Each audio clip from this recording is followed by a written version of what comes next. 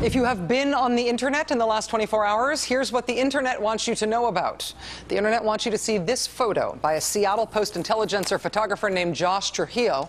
This is a photograph of an 84-year-old woman just after she was pepper sprayed in the face by Seattle police. Seattle police broke up a We Are the 99% Occupy demonstration in that city last night. They used pepper spray in mass quantities, as you see here, to break up that demonstration. Here's a report from the local Fox affiliate.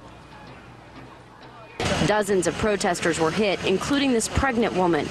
An 84-year-old elderly woman was also sprayed, and just moments before, one woman had told us about taking a breather. Folks thought that we'd take a little short rest here. But that wasn't in the cards. This was the second time today pepper spray was used.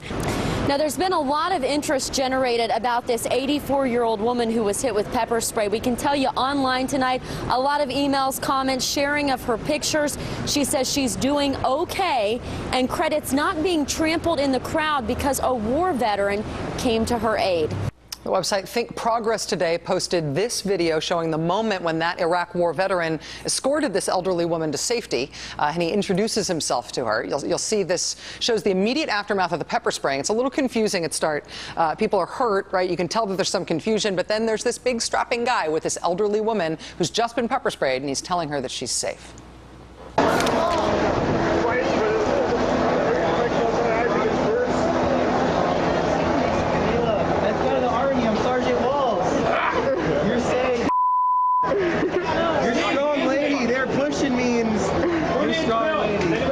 He says, I think what he says there is, I just got out of the Army. I'm Sergeant Walls. You're safe.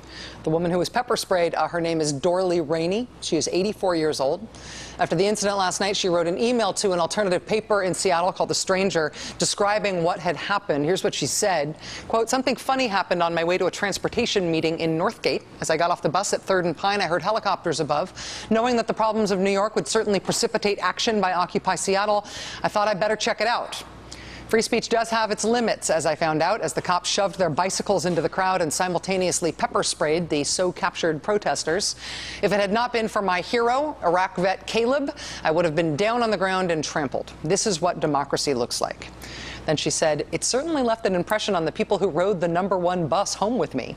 In the women's movement, there were signs which said, screw us and we'll multiply. Screw us and we'll multiply.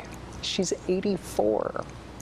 Joining us now for the interview is my friend John Hodgman, author of the new book, That Is All. He's also, and I think this is a Rachel Maddow show first, he's a self-described deranged millionaire. Mr. Hodgman, thank you for being here. Hello, Rachel. How are you? I'm good. It's nice to see you. You too. Do you mind if I take my shoes off? No, that's fine. I just would feel more comfortable. I understand you're an eccentric, deranged millionaire. Well, now that I have my money right, I can do whatever I want and no one can stop me. I have rights in this country now. You better? You feel better? My socks are still on, but we'll deal with that later. Is that mustache real? It is. It's very real. It's awesome. Thank you. Watching that footage from Seattle last night, yes. Tear gassing 84-year-olds. Here in New York City, Mayor Bloomberg ordered everybody camped out at Occupy Wall Street to scram, cleared out Zuccotti Park. Good for Bloomy. Really? Yeah. Does it matter? He was doing his part. Does it matter for the importance of this movement that it is a billionaire mayor who is now the Occupy figure? Yes, it's perfect. Yes. It couldn't be more perfect. I mean, not to discredit the movement and their goals, whatever they may be, but it is a little bit like Herman Cain. It is an art project. It is a demonstration of something. They chose one of the weirdest places in the world, a privately owned public space, an exercise in contradiction, Brookfield's own weird art project, to find out what is a public space, to put themselves in the way of Wall Street, to see what would happen if Wall Street traders had to look at hippies all day, every day, forever and ever. And when the masters of the universe had to listen to drum circles all day long, who was going to blink first? The confrontation of this kind was inevitable, and I think could only have been part of the project. There was no better way than to have a billionaire operating at the request of a major corporation to send in police to kick everybody out and then throw a bunch of books in the garbage. I mean, he might as well be a papier-mâché puppet in an anarchist parade. Does this, in understanding it that way, it means that you're saying that the establishment essentially blinked first, that Wall Street blinked first. The protesters were perfectly happy to stay, but the establishment couldn't handle it, and so they had to force them out. Does that mean it has been sort of a victory for the protesters? Well, I think that it is certainly a turning point, because it is essentially a wonderful closing act in a long period of tense confrontation. At some point, this confrontation was going to happen. And I think that, to some degree, this is the perfect way for it to end. Because if the occupation had dissipated because of the winter, if the occupation had turned ugly because it had been co-opted by people who didn't have the best intentions or whatever, it wouldn't send the message that everyone's getting today, which is that there are tensions here that need to be resolved. So. Can I see your sock?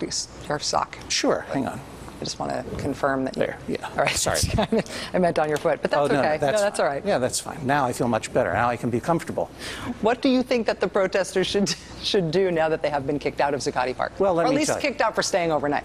Well, I mean, it's a real question. I mean, here's the thing: if you consider it a demonstration, a kind of an art project, I know from years in entertainment, the show goes on too long, it eventually becomes accused of spreading tuberculosis everywhere. That's why they had to close Cats, right? What is the next logical thing?